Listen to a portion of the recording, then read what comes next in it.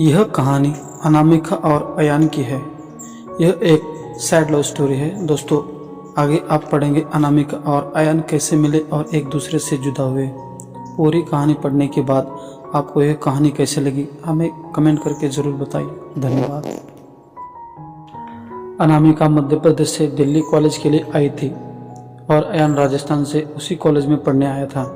अयान एक सीधा साधा लड़का है जो ना लड़कियों से ज़्यादा बात करता है और ना किसी से ज़्यादा मतलब रखता है।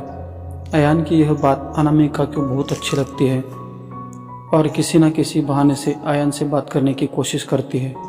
अनामिका देखने में क्यूट लगती है। कुछ समय में अयान और अनामिका की दोस्ती हो जाती है।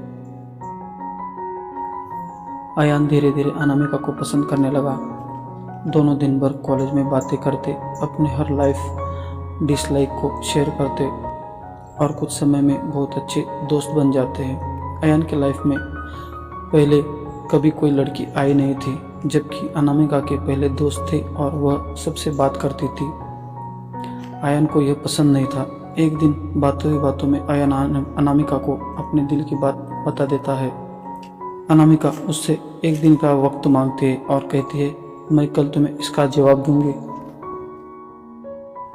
अनामिका सोचती, जब अयान कॉलेज पढ़ने आया था तब वह सिर्फ पढ़ाई पर ध्यान देता था, पर अब उसका पूरा ध्यान मुझ पर रहता है। अगर मैं इसकी गर्लफ्रेंड बन जाऊंगी तो यह पढ़ाई भूल जाएगा और मुझ में ही लगा रहेगा। यही सब ख्याल अनामिका के मन में होते हैं और दूसरे दिन अनामिका अयान को मना कर देती है और कहती है, मैं तुम्हें बस अपना दोस्त समझती हूँ, इससे ज़्यादा कुछ नहीं। मैं यहाँ पढ़ने आया हूँ और कुछ करने नहीं। तुम चाहो तो मेरे दोस्त रह सकते हो। अयान दोस्ती के लिए मना करता है और अनामिका को बहुत समझाता है, लेकिन अनामिका कुछ नहीं समझती। अयान को यह बात बहुत बुरी लगती है और वह अनामिका से बात करना बंद कर देता है। कुछ दिन कॉलेज भी नहीं आता।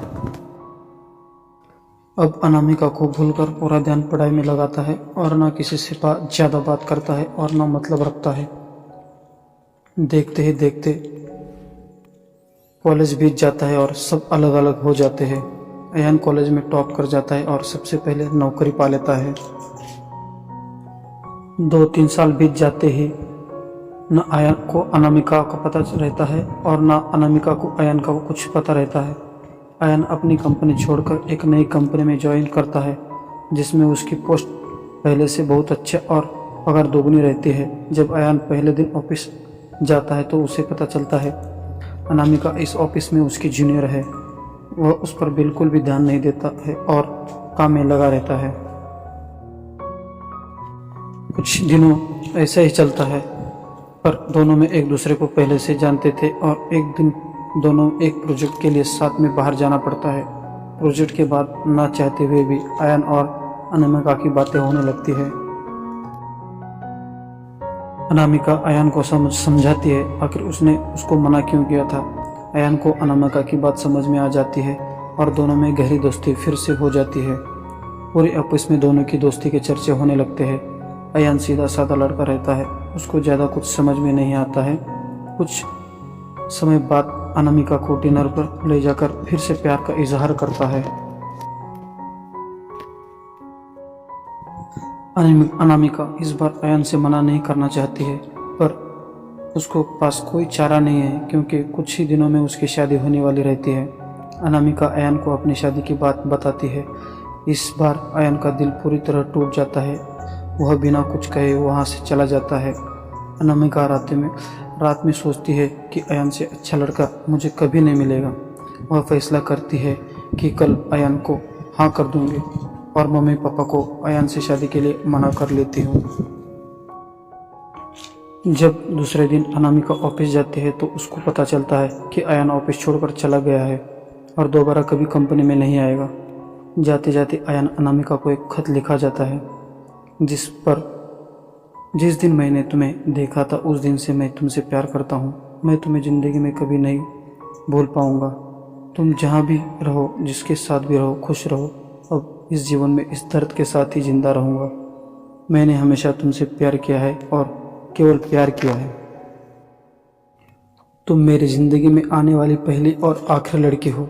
अब ना मेरी ज़िंदगी में कोई आएगा और ना मैं किसी को आने दूंगा। मैं बस अब तुम्हारी यादों में रहूँगा।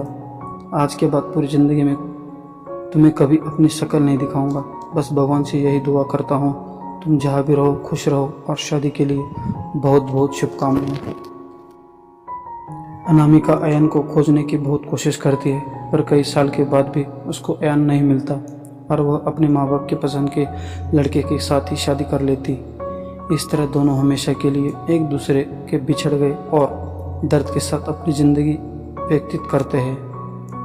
दोस्तों, वीडियो अच्छा लगे तो लाइक और सब्सक्राइब कर